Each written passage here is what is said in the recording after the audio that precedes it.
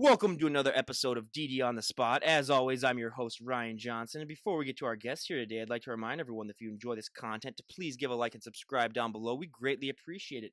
We have Shannon Dechaine on the podcast with us.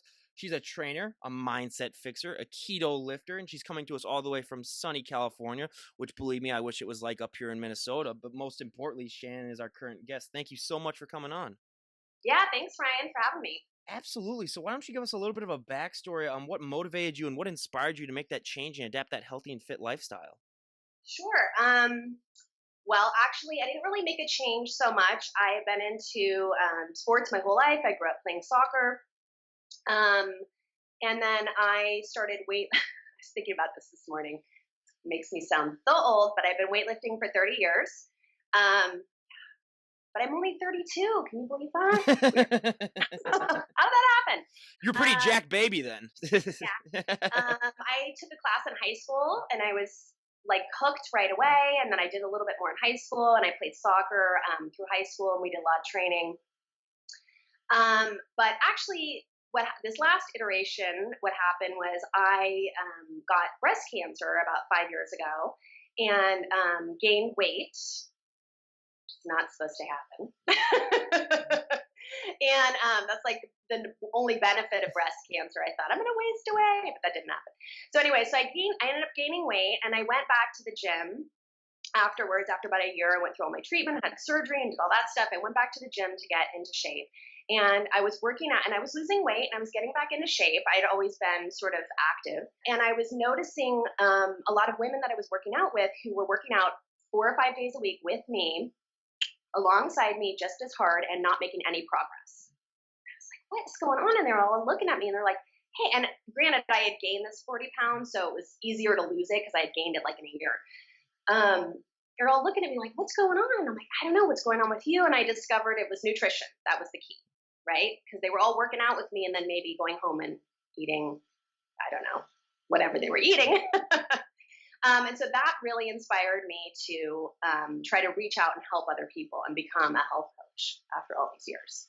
That's awesome. And I mean, I always love to ask because it's so different for everyone. If you were to go into a gym with 100 people, I mean, there's 100 different ways as to how those people got into the shape that they're in, whether it comes down to, I mean, their diet, their training, how many reps they do, what exercise they do. And like you were saying, like some people can go to the gym and they can do the same amount of work that you were doing and they don't see the amount of change that you see. Was that difficult for you when you were getting started working out, just figuring out what worked best for your body? Because like I said before, I mean, if you were to go up to someone and say like, wow, what'd you do for this body part? It looks amazing. What works best for them 99% of the time is not going to work as good for you. 100%. Everybody's different. And I would say the best thing that I've ever done is get coaches along the way. Even this last year, I've worked with 3 different people, and I am a coach, and I have clients, but coaches need coaches, and I think that's a big misnomer. People think that once they get a little bit of information, like they're done, but I think it's really a lifetime learning process. Fitness, as is everything else, right? So my tip would always be to get a coach or a mentor or to talk to somebody who's where you want to be. And you got to pick and choose, and you got to figure out what's right for you. So it's never going to be like a one size fits all thing. So it helps to have somebody there. I couldn't agree more. And also, I mean, just to have that support as well helps out so much. But I always love to ask too, because like we're talking about, everyone's always different. So when you were getting started, what was one body part that really took off for you that you didn't have to train as much? And then what is one body part that lagged behind that you have to train to overdrive? Like I'll give you my examples. For me, my back, I mean, I could train it, once a month and it would just look good. It's weird like that. But I'm 6'3", so I mean, my legs are just no good. Like I could, train them. So, and I had that pitcher's body where you're supposed to be. Your legs are good, Ryan. Be kind to yourself. Well, yeah, I should be more kind to myself, but having that pitcher's body, I know my legs are all right, but yeah, just training them into overdrive. But the worst thing I hate is those people with those naturally genetically blessed calves, because I can never have that. But what were those body parts for you when you got started? Well, so my upper body is pretty easy to develop for me, so I love training it, of course, because I see good results. Don't we all? It's like human nature. And my lower body is where I hold most of my weight, as do a lot of women. And so that it's harder for me to see definition. I love training legs. But yeah, that's sort of like, that's more difficult for me. So, you know, Yeah. And that's actually like one of the weird things I found out is that it is like half and half, especially for women, where some of them, they develop that upper body really, really easily in the legs. But because I mean, there's normally that stereotype with women, up lower body might be easier. But yeah, I found that to be. I mean, if I were to release a paper on all the podcasts that I did, I'd say the results prove otherwise so far from the sample area that I've taken that it's more like half and half, which I think yeah, is just the same with just with everybody. But I mean, one of the myths and stereotypes that I love to bust on this show, just absolutely love, is that it's gotten better, I'd say, the last 5 years with Instagram, just promoting it a little bit better. But there are still so many women that have that belief that if they go into the gym and they touch one weight, they're just going to hulk out, put on 50 pounds of muscle. And like I say to that, I would pay that person all of my life savings to be my personal trainer because they had found the secret that me and every guy, especially, and a lot of women are looking for. But did you ever have that fear when you were getting started? And even if you didn't, I mean, I know that you have clients, and so what is your response to that if you ever hear that from them? yeah, yes, that, I have so much to say on this topic, but, I didn't actually ever have that fear myself. I'm not sure why, because definitely, I mean, I am old, and definitely when I started doing this, there was more of that stereotype that existed. I love Instagram for the fact that they show women who work out and lift heavy weights and how feminine we can be. And it's a great showcase, right? We've come so far. And I was actually I have a 13-year-old daughter, and I was having a conversation with her yesterday about how when I was growing up, it was all about being thin. And so for me, and I've never been a thin person. And so for me, discovering weightlifting was great because weightlifting is about gaining, right? You have to eat more food.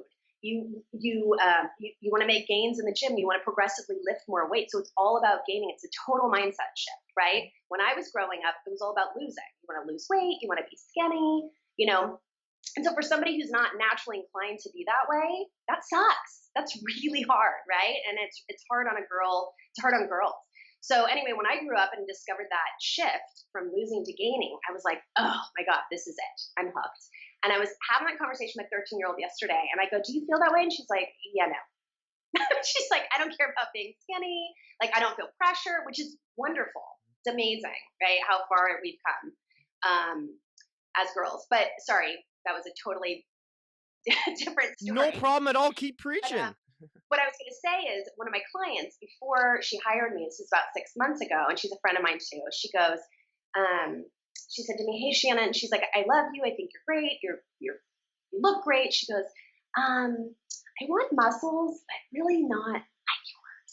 Like, I don't, and I had to say, okay, that's totally cool, but you are you, and you're going to look like the best version of you, or that's what we're trying to get you. You're not going to look like me because we're two totally different people. And I've been lifting weights for 30 years, right? And you have never lifted weights. So the chances of you looking like me after 12 weeks are not high. And if you did, then I need to talk to her then personally. It's for some training advice. Yeah. People have that misconception, right? And so I have to sort of at the beginning when I get a new client, I always sell programs. I don't do single sessions with people because I really believe it's important that they're invested and they come back, and I don't let them off the hook because one session every couple of weeks is not going to do anything for you. And when I start with people, I always say that that what you want to do is you want to lift these heavy weights because you want to. What do you want to do? You want to look tight. You want to look toned, which by the way doesn't exist. Yep. I hate that word so much, but that's what you want. That's the look you want. This is how you're going to achieve it. And I have to go through that full explanation with them about how strength training is really where they want to be. And I dispel that right away, that myth that they're going to be bulky. Believe me, I was known as the tone guy all throughout high school and stuff like that, just because I was skinnier. Because I was, like I said before, you had that picture build where you got to be a little bit skinnier just to be able to, get that lengthiness. So yeah, everyone always say, like, my coach always be like, look at RJ's body type because my nickname is RJ, and you go that it's toned or whatnot, and I accept that. But then once I started interviewing people here, I was like, yeah, tone, yeah, that's total BS because there's no such thing as tone. It's just skinnier or it's more muscular. It's muscular, right? It's basically the two things. And I mean, I always love to tell the story of when I was in college, getting bigger and stronger. I had the friend of mine who, would always say, Ryan, you're going to the gym, you're putting on more muscle. I want to go to the gym, but I'm just afraid of getting too bulky. And then I just told her, I said, look, the amount of weight that you carry in your purse when we go out to clubs or when we go out to get something to eat weighs more than 90% of the dumbbells in the gym. And you're not gaining an ounce of muscle from lugging that thing around 24/7. So, and then that sort of convinced her, and she's like, oh yeah, that's true. So then when she went in there and started seeing results, I was like, yep, see, that's what, and I always tell everyone too, it's like, what's the worst thing that's going to happen? You're going to get healthier. But going from, I mean, you had such like a unique experience, having cancer and just going through all of that. How did that impact your overall fitness when you got better and when you recovered? Because having that brush with, your own mortality, I always like to say, I mean, it really makes you appreciate things a little bit more. How has that impacted your fitness journey, and how did that impact your life overall? Just realizing that, like I said, anyone, you can die any day, basically. I mean, it's just, you got to live your life to the fullest. Has that really helped you sort of realize that? Yeah. It changed everything in my life. Absolutely everything. So, I think when something like that happens to you, it's super cliche, right? People are like, "Oh, life is short. Now I'm going to appreciate everything," and then I think sometimes it's oversaid, and people don't they take it for granted that it's not a real thing, but it's a real thing. And I think there's two ways to go with it, right? When something like that happens to you, you can either go, "Oh my God, why me?" Mm-hmm. Like, this is terrible and horrible, and why is this happening to me? And I definitely had those moments, especially in the beginning. And then you can then go, oh my God, okay, now what? Like, now what am I going to do with my life? And I definitely went that direction with it. And after I went through treatment, it took about a year. I had surgery and radiation and went through chemo. And then I completely changed everything. And that's when I started, when I told you, I went back into the gym, I started to get into shape. I started to see the need to help other women, and which I never would have felt confident enough before to do, even though I had a lot of knowledge. But I kind of just felt like called to do that, I guess. Like, I have this knowledge. Why wouldn't I help other people get on the right track? And so I started an online coaching business, which is now morphed into a one-on-one, a personal training business. Yeah. And actually, just last week, I signed a lease with a new building, so I'm moving my gym. That is awesome. And now, before we get into that, though, I totally forgot. So, what is the weather like in California right now, when you're talking to us right now? Oh, it's super nice. Sorry. So I promised her I'd tell her the story, and I told the story for a podcast that, I mean, it'll be released before this, but I'll tell the story again just because it's so interesting. So 2 days ago, it was -27 was the temperature that it got to here, and that was without the wind chill. With the wind chill, it was -60. So my job at UPS, I'm a supervisor at UPS, and part of my job is every night before I leave, me and two other supervisors have to go outside and check all 130 cars in the parking lot, just to make all trucks, to make sure that they don't have any packages in them, or to make sure all the trucks that said that they're here. So in -60-degree wind chill, I went out there for 45 minutes and was checking cars, was checking trucks, and I'll just give you a list of everything that I had on. So I had 5 layers of coats and jackets, as opposed to my, not counting my shirt that I had on before me. I had 4 pants on, or I had 4, I had like a regular cargo pants the cargo jeans that I wear to the job. And then I had 3 other types of, sweatpants on top of that. I had 3 pairs of socks on, a boot, a really strong boot that I tied up super, super tight, 3 pairs of gloves, 3 things that I put on my head, and three like scarf things. One of those Russian winter hats, like those really, really warm, comfy ones. And then I used my hood from from one of my sweatshirts over my head. And then I had a jacket that like reflects the wind, and still the only thing that wasn't covered was basically the iris of my eye, and still walking around. I mean, my eyelashes froze together for part of it because it got so cold. But yeah, it was a night, and and I couldn't even breathe really anyway because my mouth was so covered up and my nose was. But that's one of those things where if you go outside, you just breathing hurts because your mouth gets so dry just from drawing in one breath. So yeah, I mean, don't know why I'm laughing. I'm sorry, it's terrible. No worries at all. Believe me, when I think about that now, it's hilarious. Yeah. Can I see a picture of that? I will show you. Yeah, I wish I took a picture of it, but I took. Oh no, that's the thing too. Like I thought it would be, but that's again, I guess everyone. Another benefit of working out is that you don't become like that when you do. I mean, you can move around, but yeah. And the bad thing was that I had to write down the car numbers. So I mean, my gloves.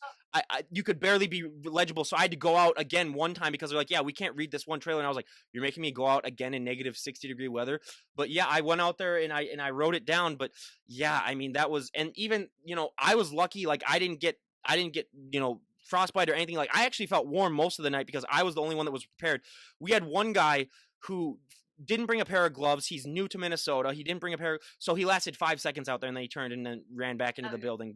But yeah, it was and there was a contest. Like there's so many things that you can do then. So like we had a challenge where if you were to spit in the air, it becomes a frozen popsicle before it touches the ground. That's how cold it is.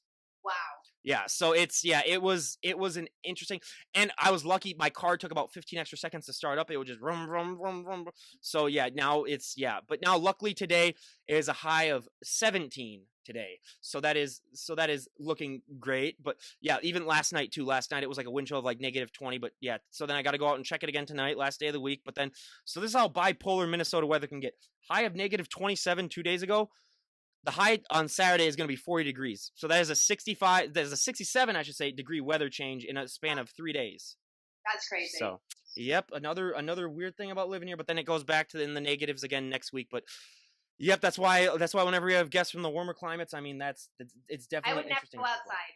Oh yeah, well that's what I like to ask all of our guests who live in the colder climates too. Is like, how do you get that motivation to work out in? But I always say the thing too. It's like, for me, like I have a gym at home, so that's nice. But yeah, it's like, what else are you going to do when it's that cold? It's like, because then everyone's like, oh, I just like to stay inside and relax. It's like, besides that, what else are you going to do? If it gets that cold, you can't go outside, go sledding, or do anything like that. Complete potato. Yeah, over the winter. You don't work out. Well, yeah. I mean, that's one thing that I recommend for everyone though too. I mean, it's like, what else are you going to do? But now going back, so when you're opening up this gym of yours, how do you what's the process like of owning a gym and having a lease in it? Because we have so many people that don't own their gyms yet. You're one of our first guests that has. What does that process entail? I just really be fascinated to know, because so many people they talk about all these gyms that they go to, but we never hear the backstory of like what's it like to run that, or what the whole thing entails. Yeah. Okay. Short answer: I don't know. So okay. On Friday, 2 Fridays ago, my girlfriend invited me to have drinks with her, and she said, "Hey, the building next door to me is empty. I want to take it over and expand my business." My girlfriend is a very successful physical therapist and teaches Pilates and dance. And I said, "Oh, cool." And she said, "I want you to run it for me." And I said, "Yeah, I'd love to do that. She's amazing, but I can't because I have my own business and I can't juggle both." She goes, "Okay." And we have another drink. She goes, "What about you taking it over?" And I go, "Okay." And then I signed the lease. hey, she knows how to work it, I guess. I guess that's why she's so successul. She knows how to get that manipulation down. Pinot Grigio. Yeah. Right? That's so awesome. Anyway, so I don't know what the process is, but it's a warehouse right now. I've got to, put in floors and lighting and mirrors and get it painted and do all that. And I have about a month to do that. That's kind of my timeline. Yeah. So, we'll see. It's going to be an adventure, and I'm super excited to do this. I never thought I would be at this point. I just started my training business like 9 months ago. And before that, I was doing online coaching, and was having some success doing that. But it's hard to keep people on plan, especially when you're not seeing them. So I really like training people in person, because people will do all kinds of things for me that they will not do for themselves, right? Oh, yeah. And so when they come to me, they're like, okay, they're really going to do the work, that, and I can keep checking in with them and keep them motivated. And I love that, doing that. So yeah, the evolution of this is really exciting to me. Oh, absolutely. And I mean, definitely let us know when that opens up, and I can definitely give it a shout out on here. I mean, I love promoting all of the guests that we have on, and wish you nothing but the best of luck. And then I know we have a lot of listeners in the California area, so if they're interested in that, I can definitely let them know where it's at and where to get the info. So again, you guys, I mean, definitely go look that up when it gets released. She'll let me know where it is and what all the details are, and I will let everyone know. But now, I mean, I mentioned it in the opening. you're a keto lifter, and a lot of people hear ketogenic diet or just keto, and they know what it is because it's just familiar. The word is familiar to them, but they don't know exactly what it is. Basically, I mean, they know the word ketogenic. So could you explain to us what the ketogenic diet basically is? Um, I'm trying to think if I should say what it's not first. You can do either way. Yeah, it doesn't matter. Yeah. Well, okay. So first of all, the ketogenic diet has been around forever. Mhm. It's just a very, very low carb diet. So at its base, the ketogenic diet it's a super low carb diet where you're starving your body of carbohydrates as the fuel source because you want it to run on fat instead as the fuel source. And so getting into ketosis, you have to remove the carbohydrates so your body cannot use that as fuel. So that it will then transfer over to using fat as fuel. So that could take a few days or maybe a week or two for your body to fully transition. Then when it has, you're known as you're fat adapted, right? So then your body's running on fat, hopefully primarily the fat on your ass. Can I say that? I don't Yeah, know. no problem. Not the fat you're putting in your face. So the problem comes when people ingest a whole lot of extra fat. Like the ketogenic diet doesn't have, sorry, I'm not being concise, but the ketogenic diet does not have to be high fat for it to work.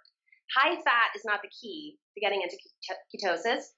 Low carb is the key, right? So a lot of people think that they have to eat high fat and they have to meet this fat threshold every day, and then they're eating fat bombs and they're drinking butter in their coffee, and like none of that is necessary. And actually, if your body's using fat as fuel and you're putting a lot of fat into your body's going to burn the fat you put in first before the fat on your ass.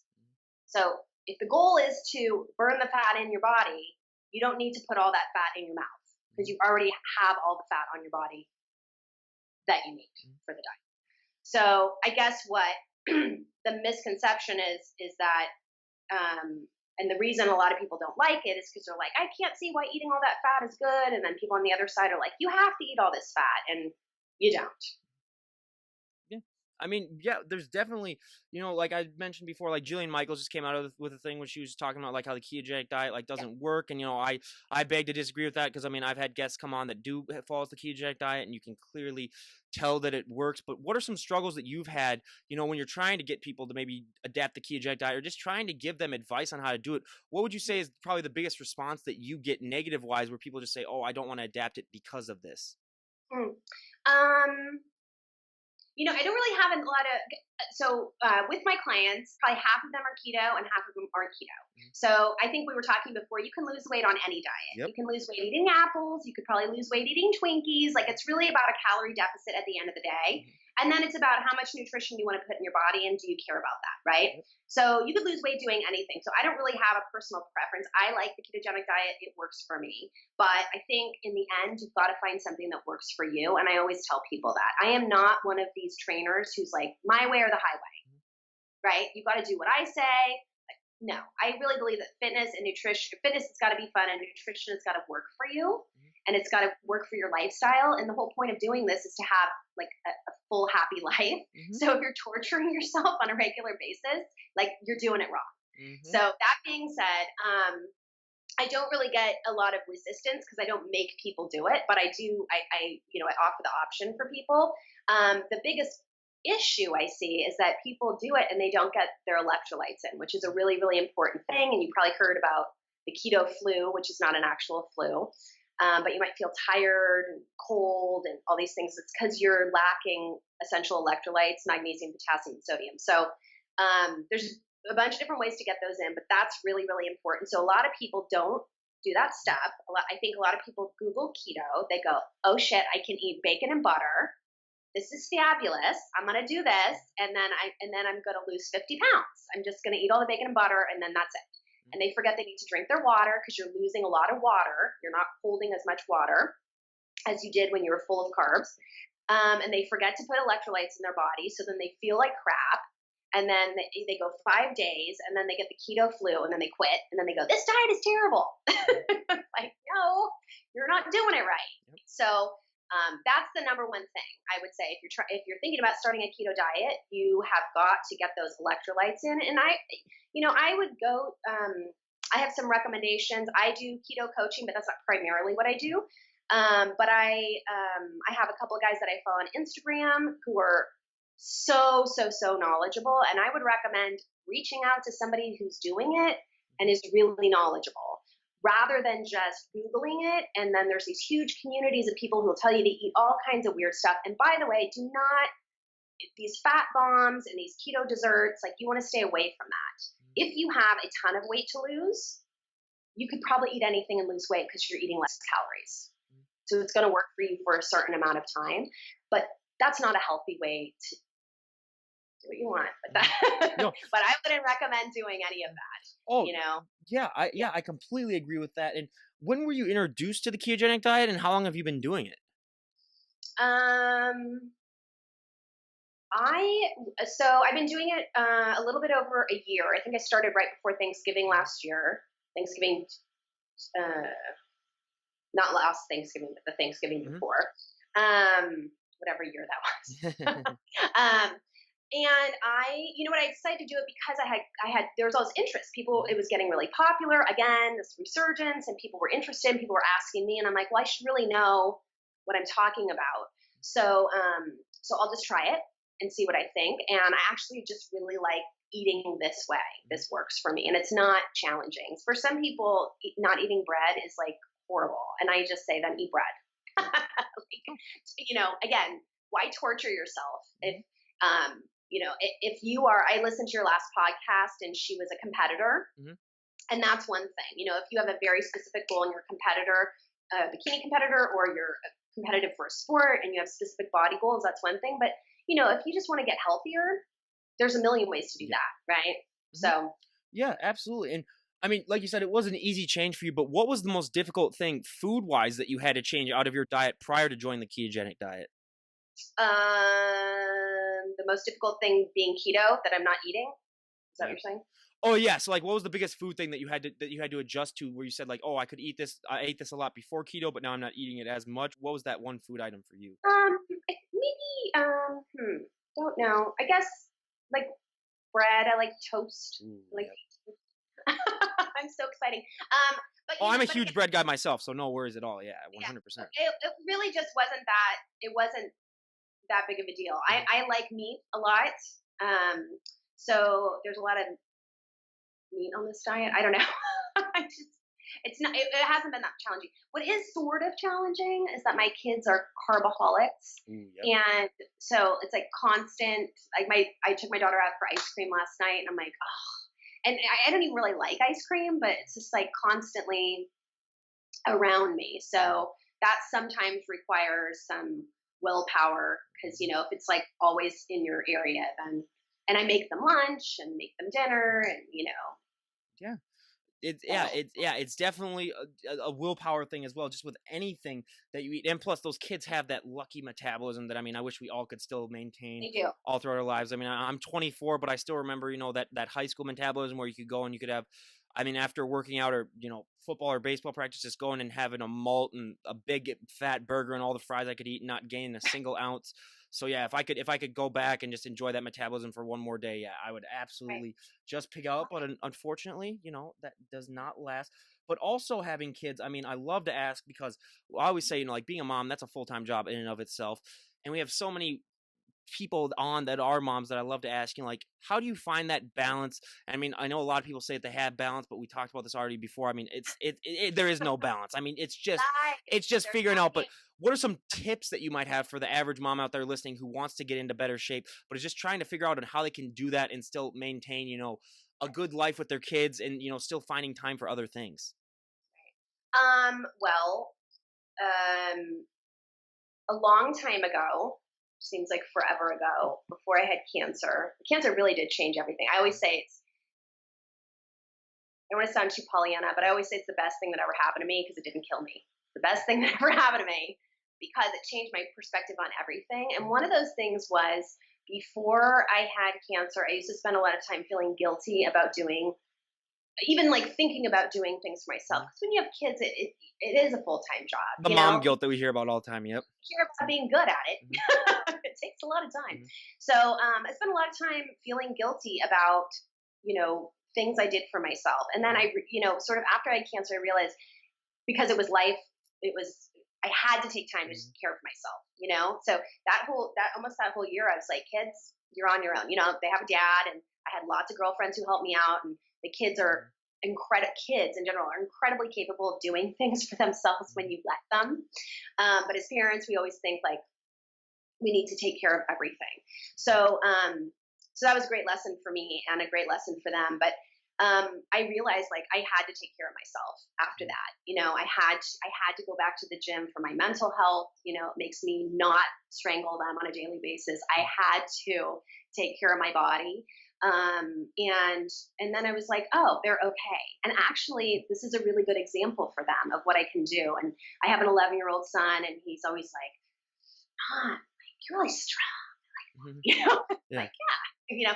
And so they were always watching. I have an Instagram. I try to always post thoughtful content on there. My daughter reads my Instagram every day, and we talk about it. We discuss topics. And so I think everything you're doing is teaching your kids. So it's really important not to think about, the time you take away from them when you're exercising as like being selfish, because actually you're setting a great example for them, and you're taking care of yourself. Like it's like that saying where they say you got to put your oxygen mask on first, Yep. before you put it on your kids. You have to take care of yourself.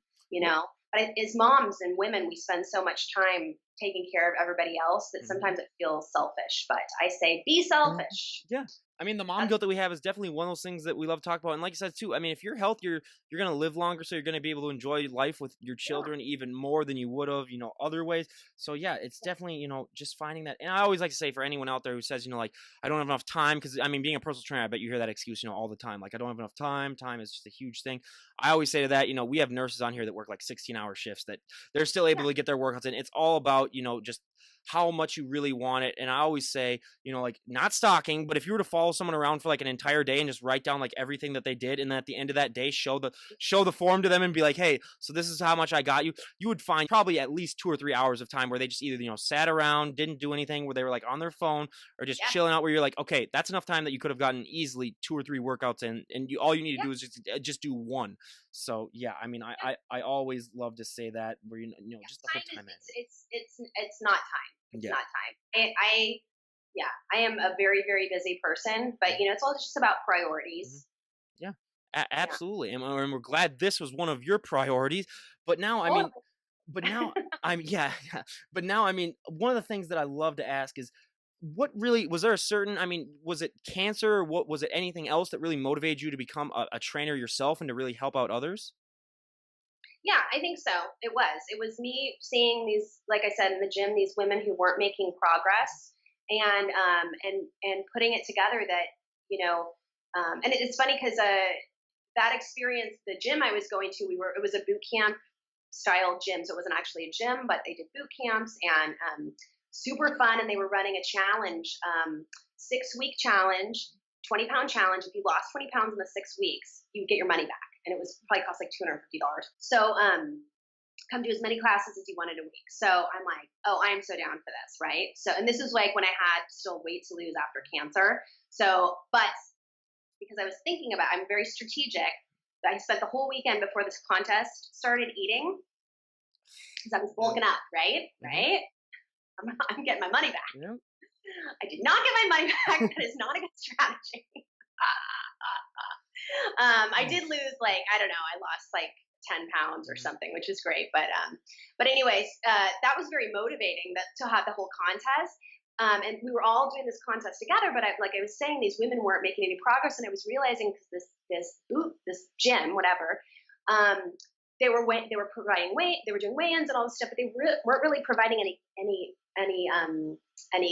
coaching, nutritional coaching. So it was just the workouts. And so, like I said, these women were working so hard. Everybody was working so hard, and then nothing was happening for them. And it's like, oh, that's what it is. There's no meal plan. There's no checking in. There's no support. There's no guidance. And that's really, I think, what I find most people need. It's not, it's funny because people come to me to work out, but then we end up talking a lot about just the lifestyle around it. Are you getting sleep?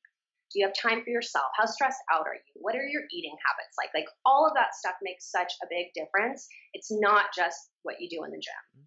And so that's kind of what I provide people, a full package. Well, you brought it up, and I was actually going to ask it a little bit later on, but we can get to it right now. I had the number one sleep specialist on the planet come on for one of my earlier-ish podcasts. It was about 3 or 4 months ago.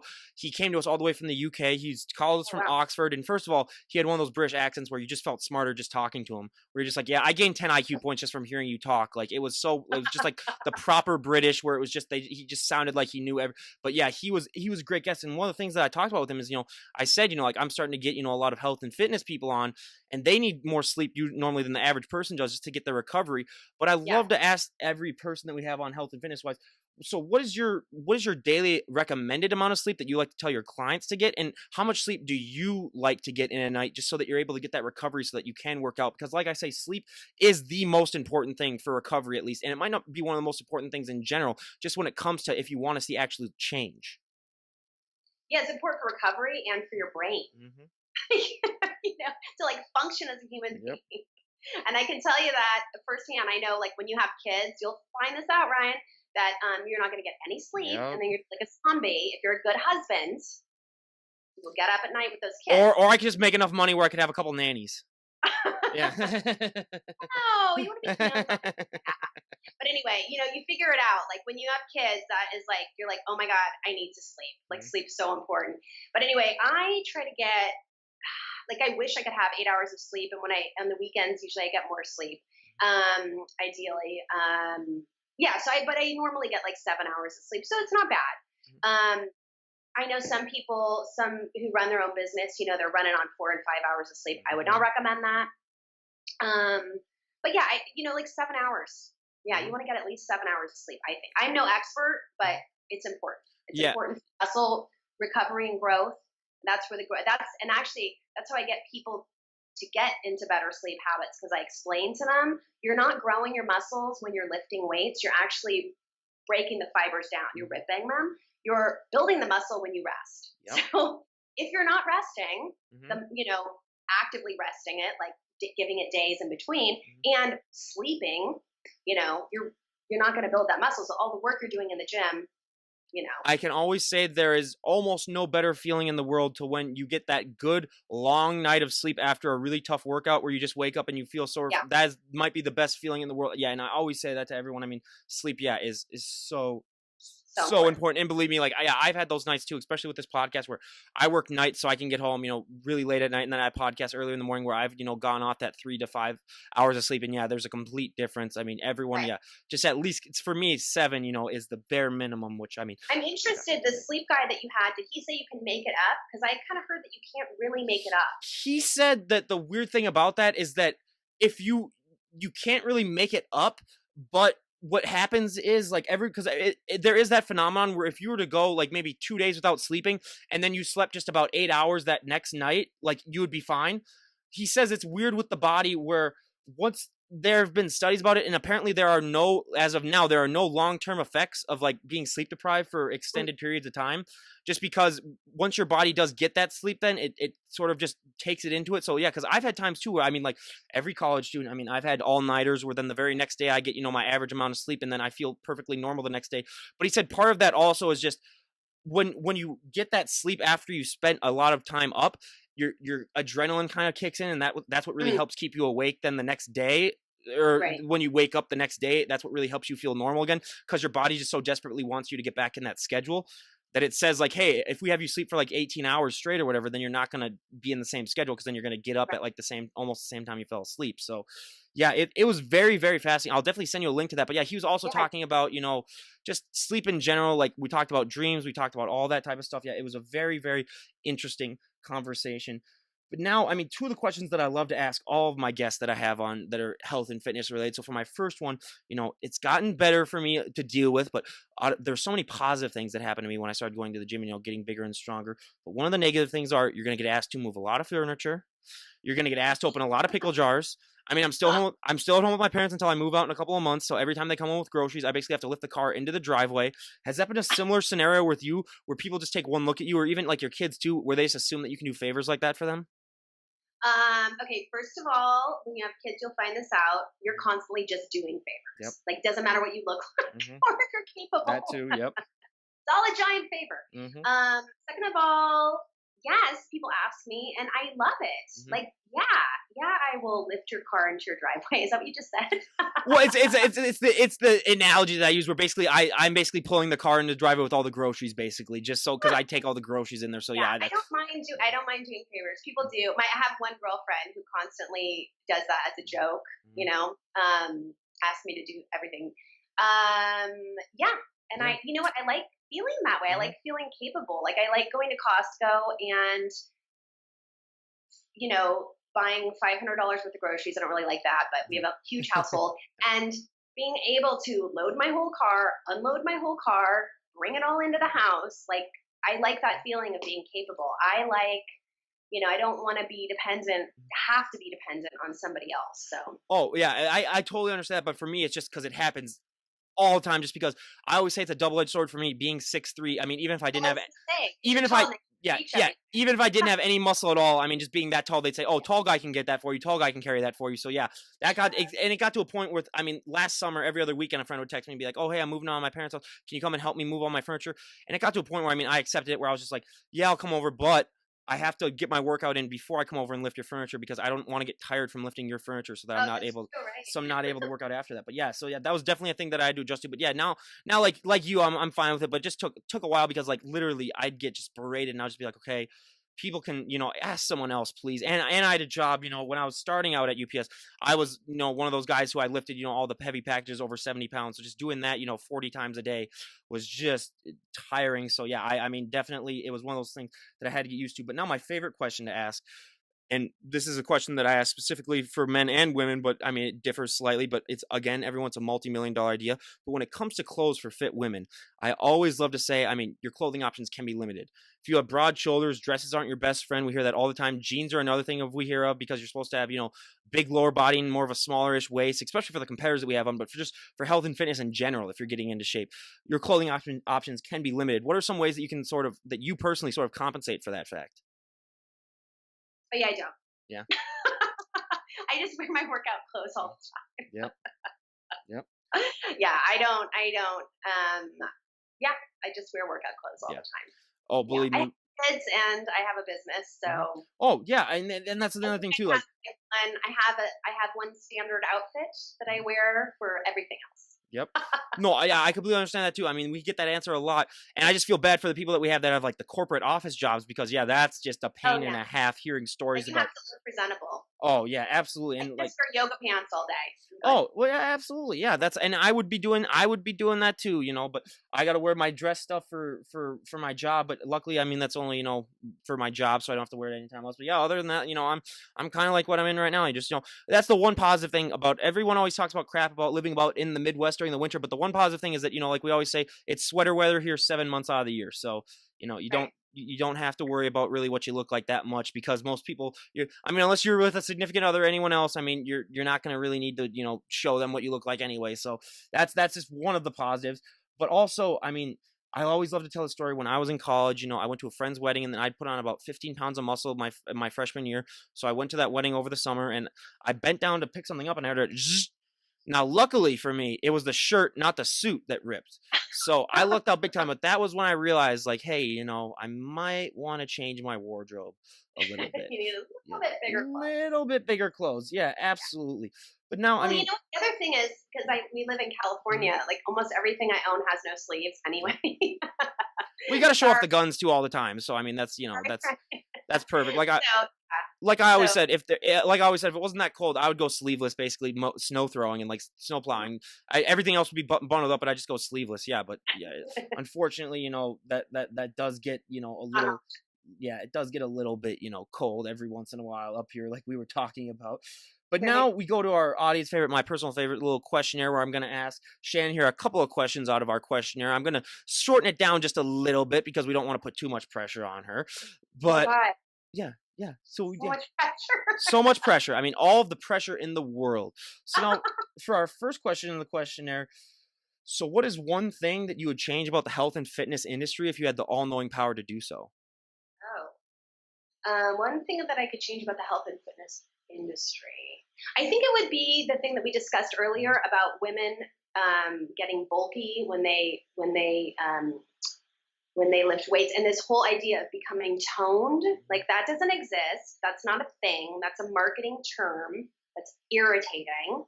And you don't want to be toned. You want to have muscle Mhm. because everyone looks good with a little bit of muscle. Mhm. And it takes time to grow. So I think, the I don't have any good like short answer, but I don't like all these marketing gimmicks, Yep. right? Of course, like drink this tea, drink this shake, uh, put on this waist trainer, like all these shortcuts. That's annoying and dishonest and gives people false hope. And then as a trainer, you have to kind of like undo all of those things that people have, all those ideas that they have in their head. So, I yeah. always say my biggest pet peeve are sometimes these celebrities though too, where like they'll have like a commercial or they'll have like a thing on Instagram where they'll be like, oh my god, getting ready for my next movie role, and they're curling like 2 pound dumbbells, and you're like, first of all, that's not how you do it. And then next thing you know, like a month later, they're like super lean and they're super Right. in shape, and then it's like, first of all, you're lying to everyone. That's not how you did it. Let's be honest. You train an insane amount. You probably took some things too, some Yeah. supplements. So yeah, it's I hate when people give that negative, or I mean that image too, where people just assume that like, oh, I can just do that and I'll get in great shape. So yeah, that is Right. definitely one thing too that I mean I completely agree with you on. But now I always love to ask, out of all of your followers that you have on Instagram, what is one thing that they'd be surprised to know about you if they met you in person? Oh. Hmm. I don't know. I try to be pretty like Honest, yeah. me. Yeah. Yeah. So I don't know, and I talk a lot in my stories, so people I don't think would be Hmm. surprised. Um, maybe I'm because I'm super short. Oh wow. Yeah. How tall are you? I'm 5'2".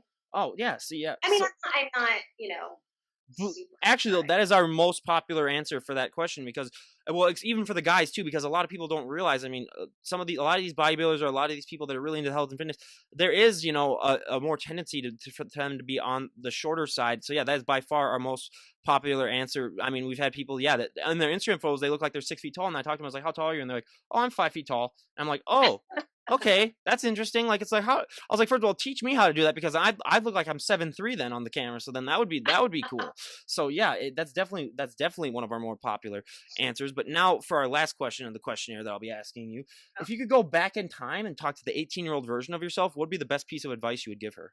So I think that the piece of advice I would give my 18-year-old self is to follow your dreams, which is cliche, but to really figure out what you want to do in life and go for it because I am 44 years old and really didn't figure that out until when till I was almost 40. And I'm still figuring that out. And like I said, I just opened this gym, which is great. And I'm just more and more, I'm just going for it and doing what I want because life is so short, Mhm. right? And so I think that's the advice I would give my 18-year-old self is like, don't be afraid, just go for it. Like everything will work out. Yeah. You just gotta do what you want to do, just like you're doing with Hmm. this podcast, right? Yeah. You Yeah. just gotta go. Absolutely. Yeah. Just go for it. And it's like always, if you fail, you get back up again and you keep trying. I mean, just don't give up. But now, I mean, for our final question of the questionnaire that I always love to ask, is there anyone that you'd like to give a shout out to? Oh, oh my God, so many people. How do I choose? Yeah. Who do I want to give a shout out to? Who? What would be useful since this is on YouTube I and mean, anyone. I mean, any of your friends, if they have any businesses you want to promote, or I mean, any other things, any sponsor, anything like that, doesn't matter. Or just yeah, people that have helped you out in your journey. sponsor me, please? Yeah. Or I mean, just anyone that helped you out in your journey. Can I get a sponsor? Yeah, that too. Um, Yeah. Well, believe me, I'm thinking about that too. I was like, anyone out there, interested, please? Yeah. Ryan, are you going to sponsor me? If I had the money, I would. Yeah. um, who?